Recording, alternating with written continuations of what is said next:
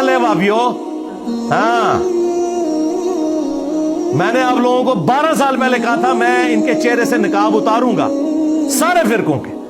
اہل حدیث کا نقاب ذرا تھوڑی دیر سے اترا ہے, کچھ عرصہ وہ چلتے رہے کہ چلو رفع الیدین کی بات کر رہا ہے, باقی باتیں.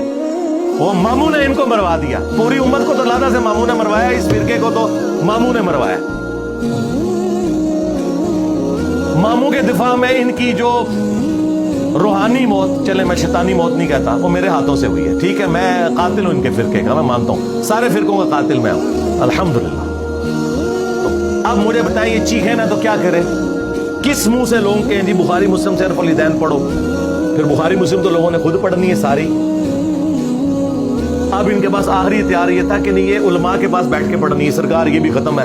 امام مسلم نے صحیح مسلم کے سٹارٹ میں اپنے مقدمے میں لکھ دیا کہ میں عوام الناس کے لیے حدیثیں جمع کر رہا ہوں, اور تمہیں جتنی حدیثیں ماموں کے حوالے سے چبھتی ہیں نا وہ ساری مسلم کے اندر ہے, سٹارٹ سے لے کے اینڈ تک. صحیح مسلم 240, علی سے محبت نہیں رکھے گا مگر مؤمن, علی سے بغض نہیں رکھے گا مگر منافق.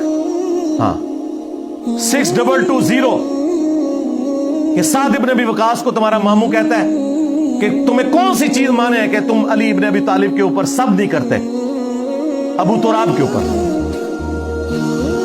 اور ان کا امام ابن تیمیہ خود مان کے گیا کہ وہ سب کرنے کا حکم دے رہے تھے. انہوں نے کہا جی سب سے مراد تنقید ہے, تو وہ ہم نے کہا کہ صحیح مسلم میں ہی آگے پڑھ لو 6229 میں لعن اللہ ابو تراب, ابو تراب پر لعنت.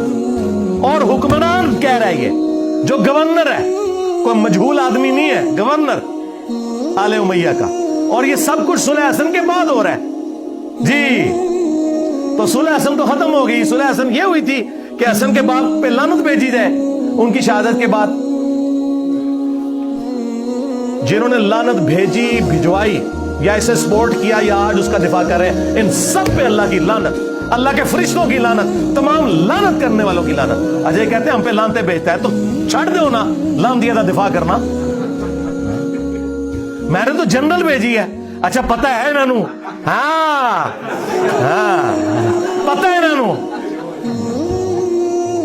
ویسے تو کہتے ہیں ہم صحابہ کا دفاع کر رہے ہیں, حضرت علی صحابی نہیں ہے, ان سے بڑا صحابی کون ہے؟ وہ آل البیت بھی ہیں, حضور کے داماد بھی ہیں, اور حضور کی آل محمد ان سے چلی ہے صلی اللہ علیہ وآلہ وسلم. اور چلو یار صحابی مان کے دفاع کر لو مولا علی کا.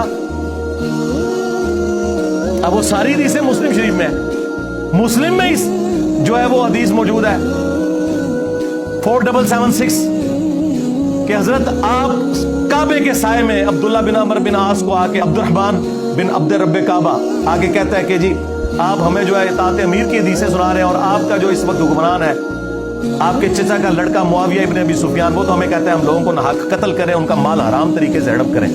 اور قرآن کہتا ہے کہ تم آپس میں ایک دوسرے کا مال حرام طریقے سے ہڑپ مت کرو اور اپنوں کو قتل نہ کرو. ہم معاویہ کی بات مانیں یا اللہ کی بات مانیں؟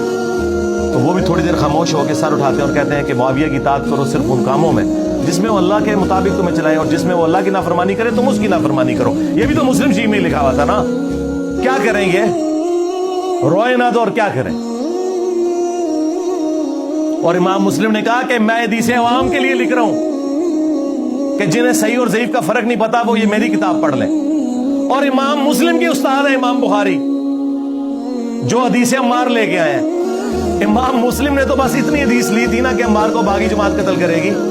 امام بخاری نے اگلا حصہ بھی لیا کہ عمار انہیں اللہ اور جنت کی طرف بلائے گا, وہ جماعت جہنم کی طرف بلائے گی.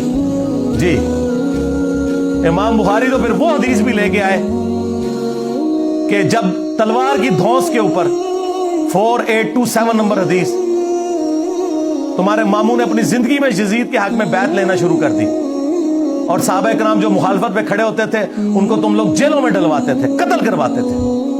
آج میرا ٹاپک نہیں ہے, جسے شوق ہے نا تو میری کربلا کے اوپر ویڈیوز دیکھیں. میں نے آپ لوگوں کو کہا تھا کربلا اب آپ کو قیامت تک ہانٹ کرے گی.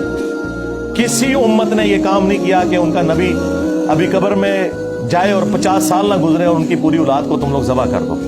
یہ تمہاری جان نہیں چھوٹنی. امام مسلم ہی نے قرآن اور اہل بیت والی حدیث لے لی نا, اوپر تلے 4 حدیث 6225 سے 6228 تک کہ 2 بھاری چیزیں چھوڑ کے جا رہا ہوں اپنے بعد. پہلی چیز اللہ کی کتاب ہے, اور یہ خطبہ حجۃ الوداع کے بعد کا خطبہ ہے.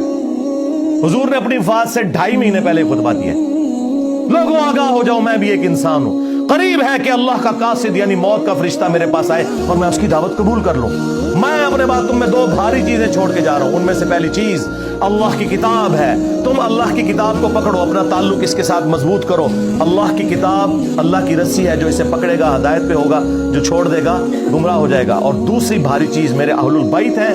मैं तुम्हें अपने अहलुल बैत के मामले में अल्लाह का खौफ दिलाता हूं। मैं अपने अहलुल बैत के मामले में तुम्हें अल्लाह का खौफ दिलाता हूं। 3 दफा आपने फरमाया, लेकिन उम्मत उलट चली, ना कुरान को पकड़ा और ना अहले बैत को जिंदा छोड़ा।